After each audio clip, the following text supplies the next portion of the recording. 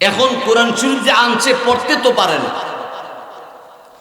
লাইনে লাইনে আঙ্গুলরা এইভাবে ঘুরায় আর কয় ইয়ে মৌলা কা বাত হ্যায়, ইয়ে अल्लाह का कलाम है, ये मौला का बात है, ये अल्लाह का कलाम है। একটা মাত্র মেয়ে রাত ঘুমায় না বাবা, মেয়েটা বলে বাবা ঘুমাইবেন না? বাপ ডাক দিয়ে বলে মেয়ে তুই ঘুমা, আমি এমন একটা কিতাব পাইছি যে কিতাবের ভিতরে আমার আল্লাহ পাক রব্বুল আলামিনের কথা আছে, সেই মাওলার কথা যেই কিতাবের ভিতরে আছে। আমি দিনের বেলা সময় পাই না, রাতের বেলা সময় পাইছি, ঘুমায়া লাভ নাই। আমার মাওলার কোরআনুল কারিমে আঙ্গুল ঘুরাইয়া ঘুরাইয়া আমি আমার মাওলাকে ডাইকা দেখি। আমার মাওলা আমার জন্য মায়া করেনি, দয়া করেনি। আমার আল্লাহ পাক রব্বুল আলামিনের দরবারে এই বান্দাটি চোখের পানি ছেড়ে ছেড়ে কান্দে। আল্লাহ রব্বুল আলামিনকে ডাক দে বলে আল্লাহ আমি যে কোরআন শরীফ পড়তে জানি না, কোরআন পড়তে জানি না, কিন্তু আল্লাহ রব্বুল আলামিন আমি তো আপনাকে মহব্বত করি, এই জন্য আপনার বাণী কোরআনকে আমি মহব্বত করি। রব্বুল আলামিন আল্লাহ তাআলা, আল্লাহ আমি আপনাকে ভালোবাসি, এই জন্য আপনার বাণী কোরআনকে ভালোবাসি। আল্লাহ আমার জন্য আপনার মায়া লাগেনি। জোরে বলি আল্লাহু আকবার। আল্লাহ আপনার কি মায়া লাগে, আপনার কি দয়া লাগে? বাইশব আমার বন্ধুরা আমার, এবারে আল্লাহর বান্দাটি দীর্ঘদিন পর্যন্ত রাত জাগ্রত থাইকা ঘুমায় না, না ঘুমাইয়া আল্লাহ পাক রব্বুল আলামিনের বাণী পড়তে জানে না, কিন্তু মোহাব্বত করে, কোরআনুল কারীমকে ভালোবাসে, আল্লাহ রব্বুল আলামিনকে ভালোবাসে। ওই কোরআনুল কারীম পড়তে পড়তে হঠাৎ করে একদিন রাত্রিবেলা আল্লাহর বান্দাটা ইন্তেকাল করেছে। ইন্না লিল্লাহি ওয়া ইন্না ইলাইহি রাজিউন, মারা গেছে লোকটা। তার একটা মাত্র মেয়ে। আপনারা দেখবেন মেয়েরা বাপকে যতটা ভালোবাসে, মেয়েরা যতটা বাপকে আব্বা বলে ডাকে, ছেলেরা ততটা ডাক দেয় না। জিগাইলে কেউ তোমার আব্বা বাড়িত নি, কয় বেড়া বাড়িত না, বেড়া বলে, হে হইল জেডা, মুখ দা আব্বা এ না।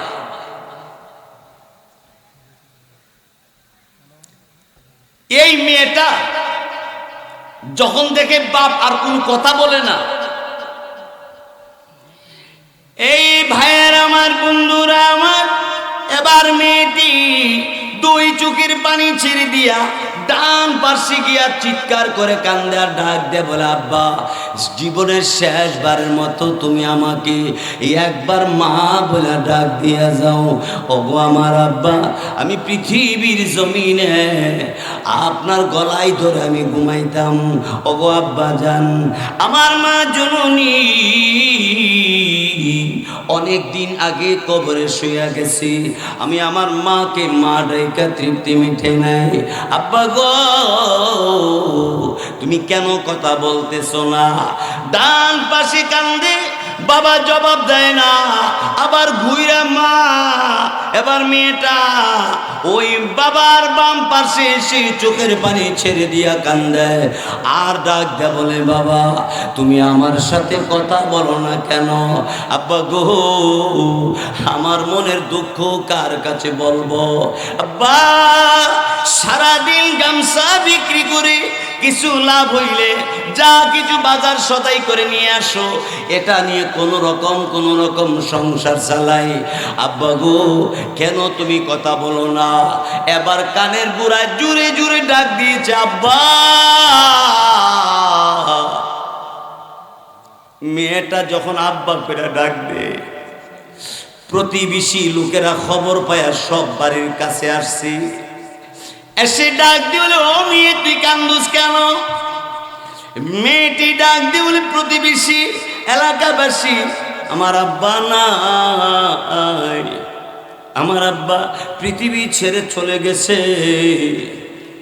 মেয়েরা স্বাভাবিক আব্বার প্রতি ভালোবাসা অন্তর থেকে বেশি বাইসা থাকে। আমি জানি না আমার ভাইয়েরা, এই কবরস্থানের মধ্যে কার মা, কার ভাই, কার বোন, কার মেয়ে, কার বাবা, কার দাদা, কার দাদি এই কবরে শুয়ে রয়েছে। মুনাজাত হবে, আল্লাহ রব্বুল আলামিনের কাছে মাপ চাওয়া হবে। আল্লাহ পাক সন্তানের দোয়া ফেরত দেয় না। সন্তান যদি আল্লাহ পাকের কাছে দোয়া করে, আল্লাহ এই সন্তানের দোয়ার খাতিরে মা বাপকে ক্ষমা কইরা দে। লা ইলাহা ইল্লাল্লাহ, লা ইলাহা ইল্লাল্লাহ।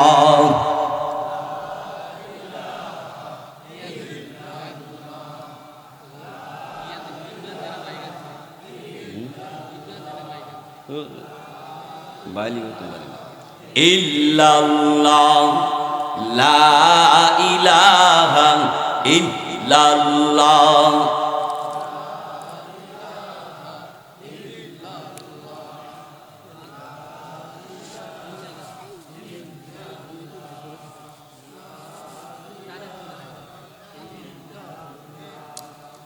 লা ইলাহা ইল্লাল্লাহ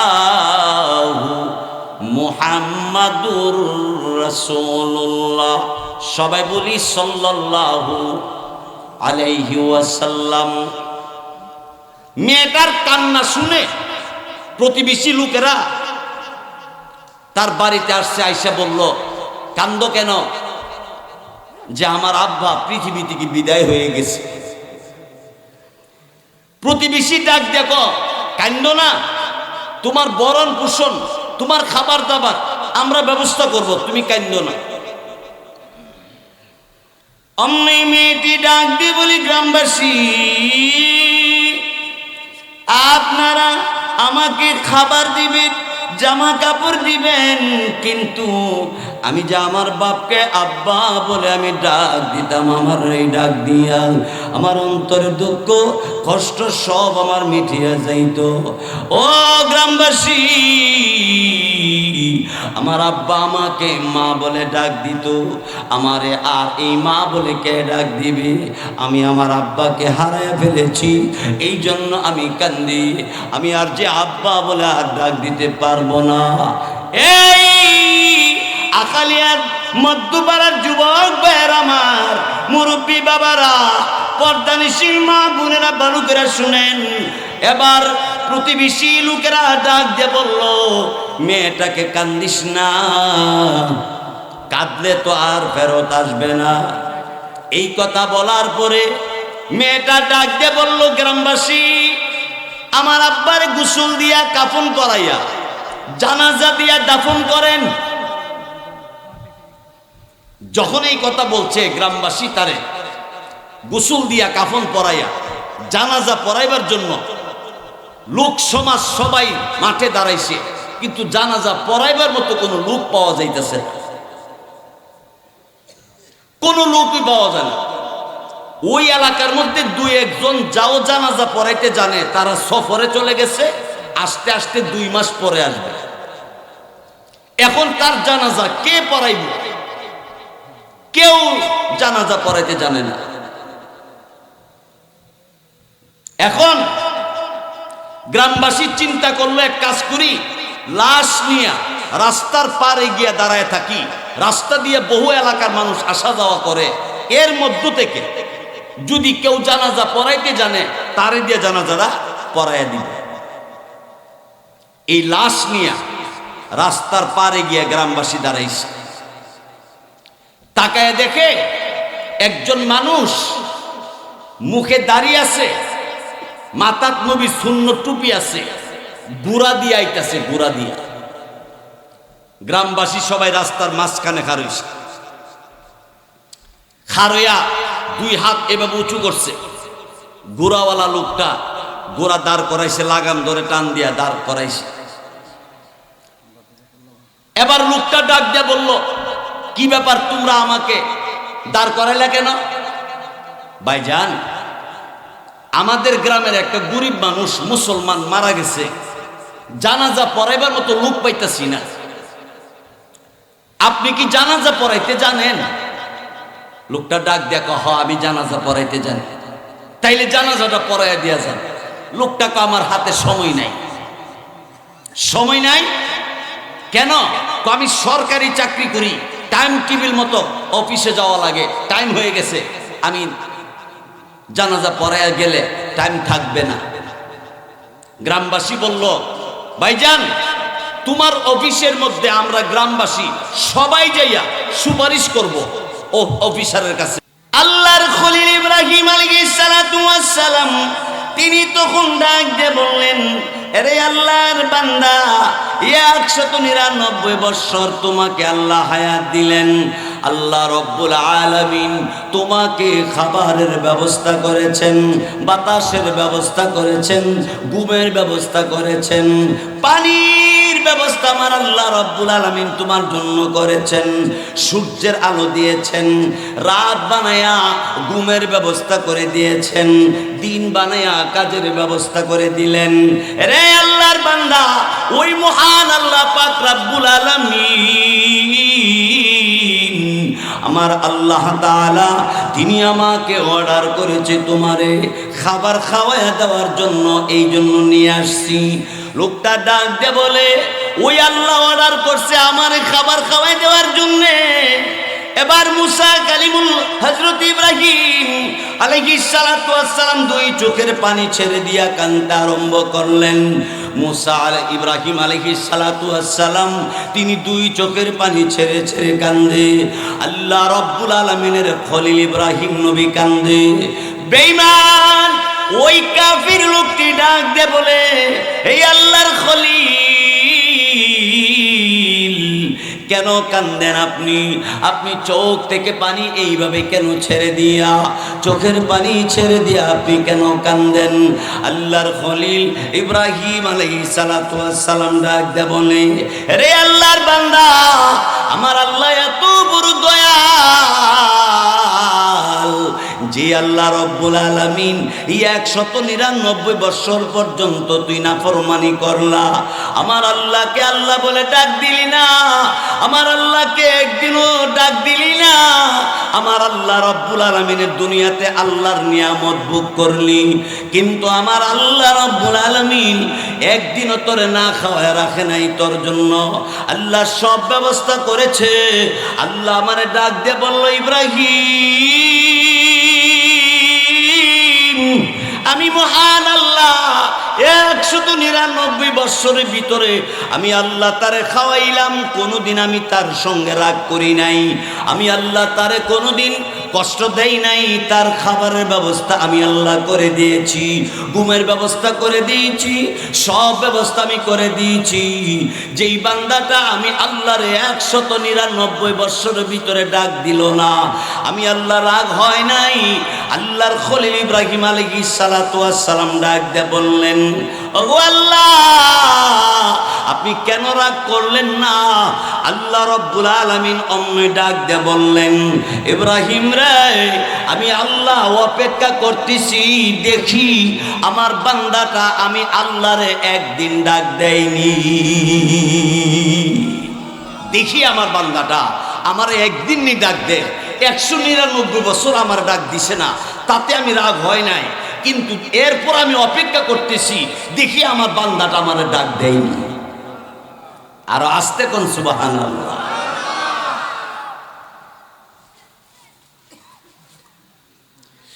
এবার বেঈমান কাফির লোকটি ইব্রাহিম আলাইহিস সালাতু ওয়াস সালামের বক্তব্য শুনে দুইটা চোখের পানি ছেড়ে দিছে, আকাশের দিকে চোখ উঠাইয়া চোখের পানি বেঈমান ছেড়ে ছেড়ে কান্দে আর কান্দে। আল্লাহর খলিল ইব্রাহিম আলাইহিস সালাতু ওয়াস সালাম তিনি ডাক দিয়ে বললেন, কি ব্যাপার আল্লাহর বান্দা, তুমি কেন কান্দো? কি ব্যাপার, তোমার দুঃখ কি বলো? এবার আল্লাহর বান্দা ইমান নাই বেঈমান চোখের পানি ছেড়ে ছেড়ে কান্দে আর ডাক দে বলে, আল্লাহর খলিল গো, আমারে এক বেলা খাবার খাওয়াইতে যাইয়া তুমি রাগ করে আমারে ঘর থেকে বের করে দিয়েছো। আর আমার আল্লাহ এত বড় দয়াল, আমারে 199 বৎসরের ভিতরে কোনোদিন না খাওয়ায় রাখে নাই। আমার রিজিকের ব্যবস্থা আমার যে মহান আল্লাহ পাক রব্বুল আলামিন আমার জন্য এত কিছু করলো, সেই মহান আল্লাহ রব্বুল আলামিন আমাকে ঘাড় ধরে দুনিয়া থেকে বের করে দেয় নাই। আমার আল্লাহ রব্বুল আলামিন আমার জন্য যখন এত অপেক্ষা করেছে, আমার আল্লাহ আমার মতো নাদানের জন্য অপেক্ষা করে কি গো, আল্লাহর খলিল ইব্রাহিম নবী আমাকে আর দেরি কইরেন না। আমি সেই আল্লাহ রব্বুল আলামিনকে আর কোনোদিন বলবো না। সেই মহান আল্লাহ রব্বুল আলামিনের উপর ঈমান আনবো, নবীর উপর ঈমান আনবো, আমি কালিমা পড়বো, মুসলমান হব। আমারে কালিমাটা পড়ায়া দেন। ইব্রাহিম আলাইহিস সালাতু ওয়াস সালাম তারে কালিমা পড়ায়া দিলেন, লা ইলাহা ইল্লাল্লাহু ইব্রাহিমু খলিলুল্লাহ। সুবহানাল্লাহ, সুবহানাল্লাহ। এই জন্যে আমার যুবক ভাইয়েরা, যারা মদের সাথে, গাঞ্জার সাথে, ইয়াবার সাথে, তারপরে মারাত্মক ধরনের যে গুনাহ জিনার সাথে, এই ধরনের গুনার সাথে আমরা যারা জড়িত, আমরা এইগুলি ছেড়ে দেওয়ার চেষ্টা করি। কারণ আমাকে আপনাকে এই হারাম পথে চলার কারণে, এই হারাম পথ অবলম্বন করে যদি মারা যায়, কবরের অবস্থা বড় ভয়াবহ হবে। আমার মেয়েরা, বন্ধুরা আমার, এই জন্য আমি বলবো আমার যুবক ভাইয়েরা, আপনারা 5 ওয়াক্ত নামাজ পড়বেন, একে অপরকে দ্বীনের দাওয়াত দিবেন, দাওয়াতে তাবলীগের কাজগুলো করবেন। ঘরের ভিতরে অশ্লীল ছবি থাকলে সব ছবি নামায়া ফেলবেন। ঘরের ভিতরে থাকবে কাবাগরের ছবি, ঘরের ভিতরে থাকবে মসজিদে আকসার ছবি, ঠিক কিনা? আমার বারা, বন্ধুরা আমার, তারপরে শুনুন, আল্লাহ পাক রব্বুল আলামিন তিনি কোরআনুল কারীমের মধ্যে বলেন, যারা মুমিন হবে তাদের মধ্যে 5টা গুণ থাকবে। কতটা গুণ? 5টা গুণ থাকবে যারা মুমিন হবে। এই 5টা গুণের 1 নম্বর গুণ হইল যে আল্লাহর নাম শুনলেই বান্দার অন্তরে আল্লাহর ভয় সৃষ্টি হবে। এটা আল্লাহর ভাষা, আল্লাহ বলেছেন। এবং আল্লাহ বলেন, ওয়াজিলাত কুলুবুহুম, ওয়াজিলাত কুলুবুহুম। আল্লাহ বলেন অন্তরের মধ্যে আল্লাহর ভয়ের কারণে অন্তরে কাঁপুনি আরম্ভ হবে। এটা হলো মুমিনের কাম। রাজা আর রানী, একটা মাত্র মেয়ে। রাজা আর রানী রাত্রে খাড়ের মধ্যে শুইয়া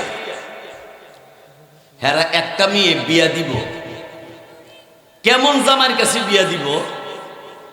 ইঞ্জিনিয়ার, MBBS ডাক্তার, বা আরো বড় লেভেলে যারা আছে ম্যাজিস্ট্রেট,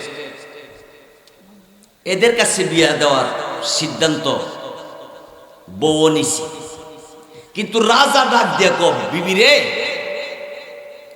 দেশ আমি চালাইছি ঠিক আছে, কিন্তু আমার একমাত্র মেয়েটারে আমি আমার একজন পছন্দ হবে যারে তার কাছে বিমুখ। কেমন পছন্দ লোক আপনি চান?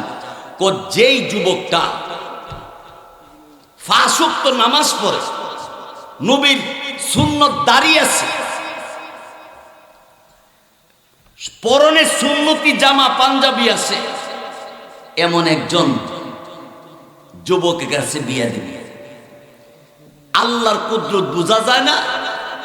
রাজা প্রস্রাব করার জন্য ঘর থেকে বার হইছে, সুরা বেটা ঘরের বাহিরে দাঁড়ায় দাঁড়ায় এই কথাগুলি শুনছে।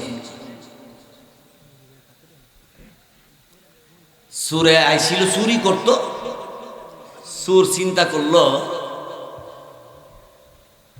দেখি বাকি আর কি কয়। রাজা তো বাইরে গেছে। এখন রাজা বাহির থেকে আইসে বউরে কইল, আমার রাজত্ব, আমার এই দন দৌলত কাকে দিব? আমার মেয়েরে যার কাছে বিয়া দিব তারে দিয়ে দিব। সুরা বেটা ঘরের পিছনে দাঁড়ায় শুনে আর কয়, আমি এই ঘরের ভিতরে ঢুকিয়া ধরা খাইলে মায়ের তো ক্যামেরা সারা ছবি তুলব, এমন মায়ের খাই তুলব। তা আমি অনার তোকে মায়ের খাইতাম কেরে, আর কষ্ট করে গরো যাইতাম কেরে? যাওয়ার দরকার নাই, নামাজ ধইরা নাই। একবার আল্লাহর ওলির বেশ, একবারে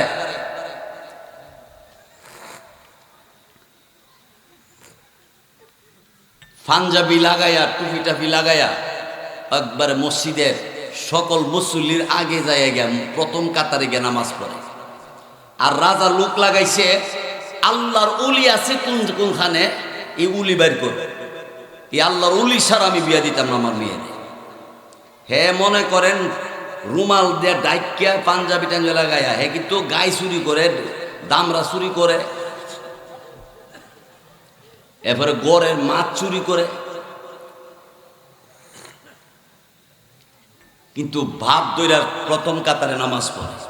রাজা লোক লাগাইছে, কোন এলাকার মধ্যে এমন একটা ছেলে আছে আল্লাহর ওলি। খবরে খবর হইল